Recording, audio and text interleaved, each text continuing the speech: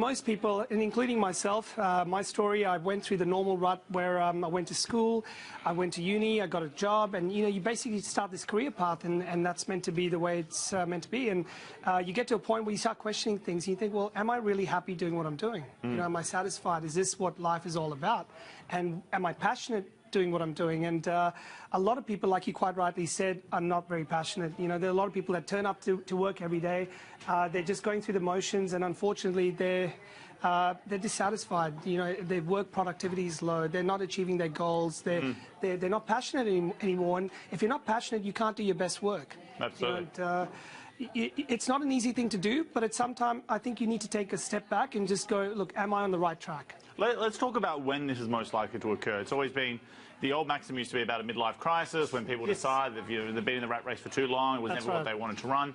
But I personally experienced this. Apparently the age of 28 is also a key one, where people see 30 approaching, they realise that this isn't actually what they wanted to do, and then to make the jump. But it can be financially disastrous. Yes. How do you make sure that you've got your chickens in a row, as it were, to make sure that even if you make that jump, you don't end up doing yourself in financially? Really, really good point. Well, I think you've got to know where you're headed. So you could be in a job that's paying really well, for example, and it's really hard to leave that because you're now financially committed, right? And if you do leave to do something that's a bit more risky, and you're not a risk-averse person, you could set yourself up for a downfall. You don't want to do that. So I think the really key thing to do is know where you want to go, do a bit of pre-planning. Don't just jump the boat, because that can be disastrous, right? And if you know where you're going, you can actually stage this, you can transition out. And one of the things I talk about in my book is how to actually transition. It doesn't have to happen overnight. It's something that can happen over the next few months, maybe even 2-3 years, but you can plan it out.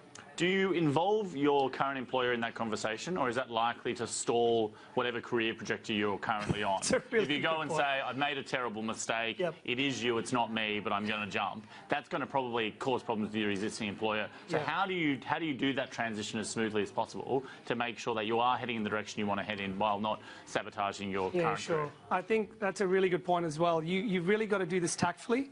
Not all employers want to know about your future ambitions to leave them. So, look, it really depends. Depends on the environment you're in, depends on who you're talking to. If you've got someone that's really supportive, like a mentor or someone that's been guiding you for a few years, and they know that you want to go down a certain path, you can plan this ahead of time, and they know your commitment levels. But at the end of the day, if you're not happy where you are, there's no point staying. And if you can see that ending up in the next 10 years or 20 years in a certain area is just going to lead you down the wrong path, and you're going to be dissatisfied, the last thing you want to do is get to your final days in life and go, I wish I'd tried something, I wish I'd done that. Let's bring in Karen Gately now. She's an author and people management specialist. Karen, thanks so much for joining us. Let's talk about that. And I kind of touched on it already with Gavin. Is there a certain demographic that we're dealing with, these people who tend to be going through a bit of crisis of self? Is it tend to be specific to age, or does it tend to be specific to where you are in your career? Is there any common trends that you can point out?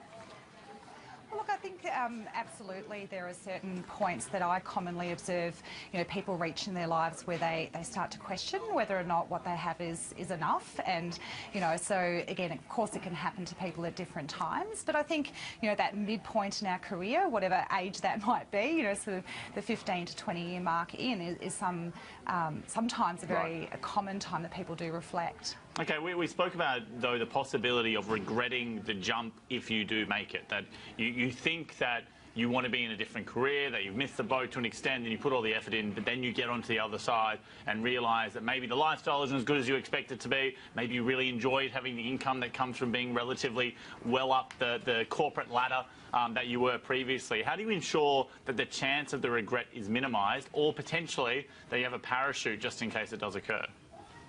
Yeah, look, I think the starting point is, to make sure that you are considered in any change that you choose to implement. And, that's about really starting by understanding yourself and understanding what it is that gives you energy, what makes you happy in your work. I think what I observe sometimes is people act hastily and quickly change direction without giving it enough consideration and truly understanding what the change is that they're making.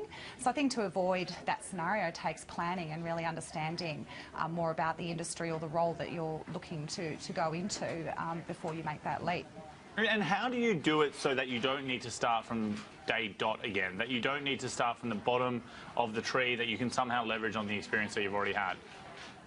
Well, that's very much about understanding your own capabilities and, what skills are transferable. So, understanding what knowledge, skills, experiences you've gained and how that might actually add value in a new industry or a new type of role.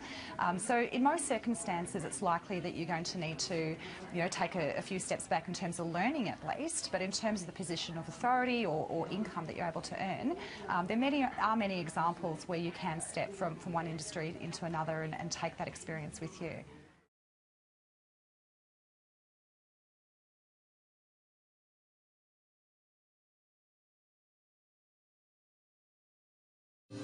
For centuries, we've been drying and